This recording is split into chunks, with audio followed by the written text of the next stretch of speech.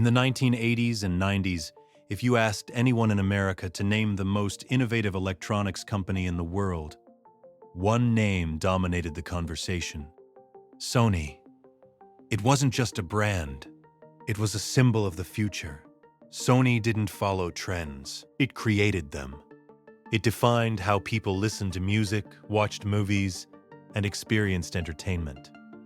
And yet, today, when we talk about cutting-edge innovation, Sony's name rarely leads the list.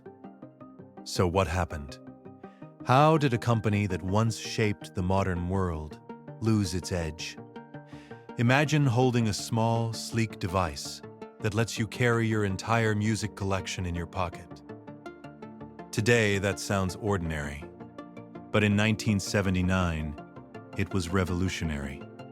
That device was the Walkman, and it changed everything. Before the Walkman, music was something you listened to at home. After Sony introduced it, music became personal, portable, and deeply emotional. It wasn't just a product, it was a cultural shift. Sony had a unique philosophy: combine cutting-edge engineering with human emotion. This idea, often called emotion-based technology, became the core of everything they built. Whether it was TVs, cameras, or audio devices, Sony products didn't just work. They felt premium, futuristic, and personal. And this mindset led to one of the most powerful runs in business history. By the late 80s, Sony wasn't just an electronics company. It was becoming an entertainment empire. In 1989, Sony made a bold move that shocked the world. It acquired Columbia Pictures. Suddenly, Sony controlled both the hardware and the content. TVs and movies, devices and storytelling. It was a vision of vertical integration long before Silicon Valley made it trendy. For a while, it worked brilliantly. Sony TVs dominated living rooms across America. Their camcorders and audio systems became household essentials. And then came another iconic breakthrough: the PlayStation.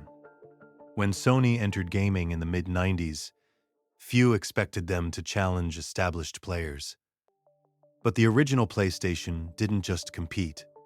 It redefined gaming. It brought cinematic storytelling, advanced graphics, and mature themes to a new generation of players. It turned gaming into a mainstream cultural force.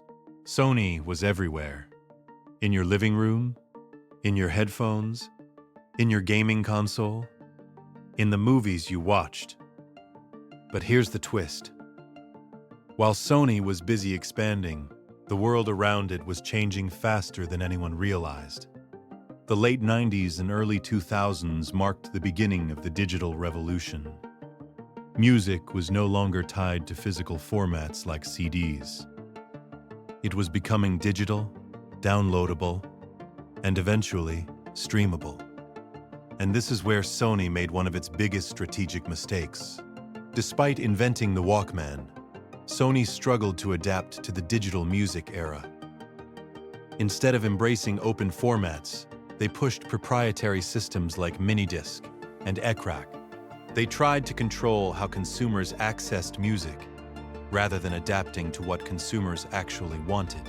At the same time, a new competitor entered the scene.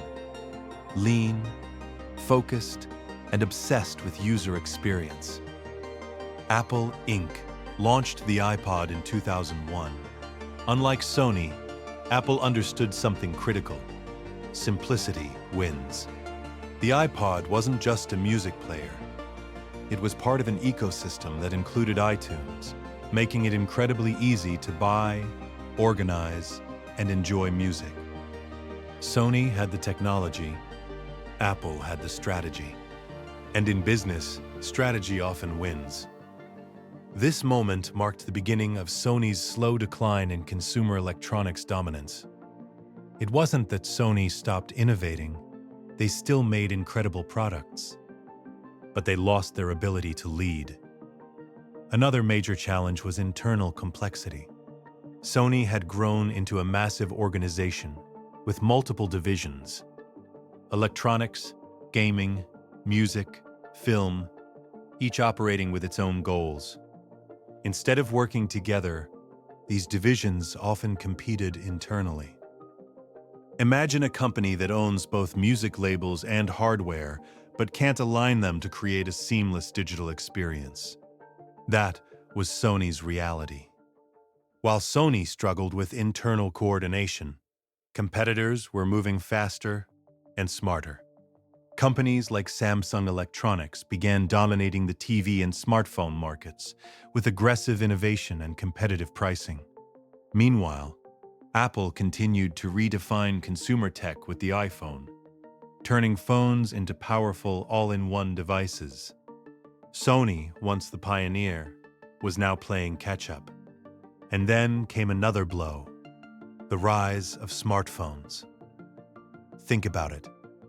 The devices Sony once dominated, cameras, music players, even portable gaming, were all being replaced by one device: the smartphone. And Sony missed the opportunity to lead this transformation. Despite having strong technology and even launching its own smartphones, Sony couldn't compete with the ecosystem power of Apple and Android manufacturers. Their products were good, but not essential. And in today's world, if you're not essential, you're invisible. But here's where the story gets interesting. Because Sony didn't disappear, it adapted. Just not in the way people expected. Instead of trying to win every battle, Sony focused on its strengths. One of those strengths was gaming.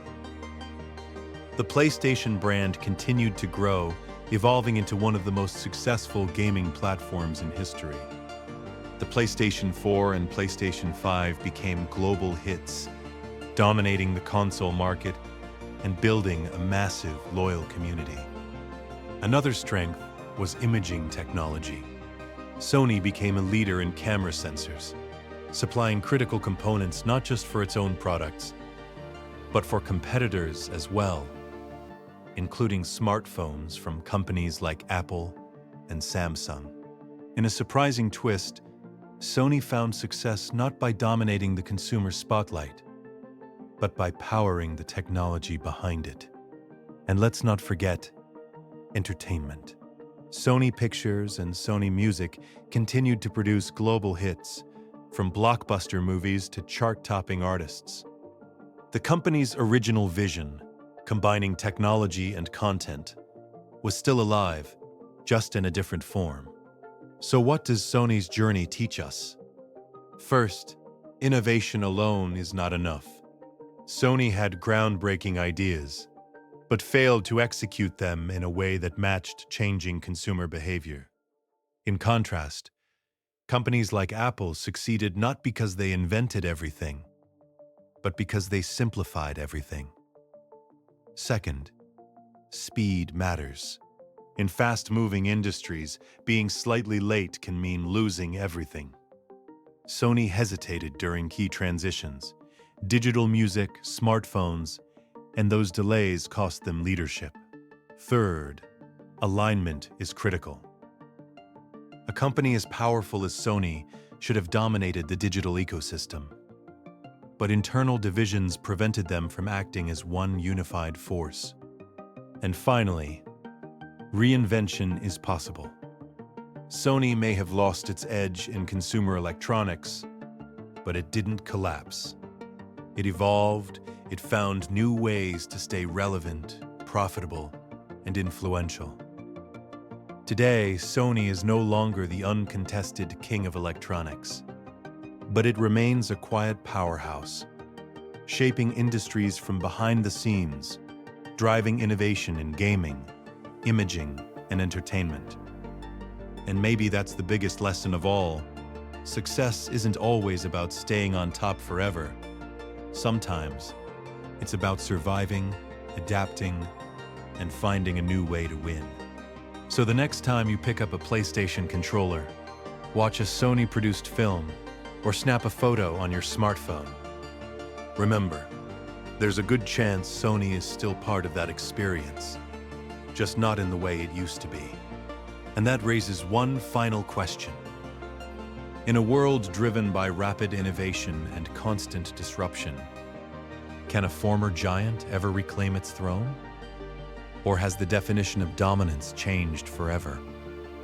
If you found this story insightful, make sure to stay with Brand Story Lab, because the next big business lesson might come from a company you thought you already understood.